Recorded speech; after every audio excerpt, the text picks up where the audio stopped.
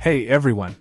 Today, we're diving into the NEOMUSICIA replacement cable design for SHURE SRH840, SRH940, SRH440, and SRH750 DJ headphones. This cable boasts a generous 9-foot length, ensuring flexibility and convenience in various setups. With a 4mm cable diameter, it's both sturdy and manageable. What sets this cable apart is its construction, featuring OFC wire inside and a braided, tangle-free exterior. The 3.5mm male jack with a 6.35mm adapter to 2.5mm male ensures compatibility with a range of devices, and the 2.5mm end comes with a lock, mirroring the original cable design. The cable not only promises durability but also delivers a notable audio upgrade, enhancing your listening experience.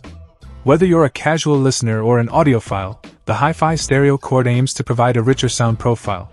For SHURE enthusiasts, this replacement cable is specifically tailored for SRH840, SRH940, SRH440, and SRH750 DJ headphones.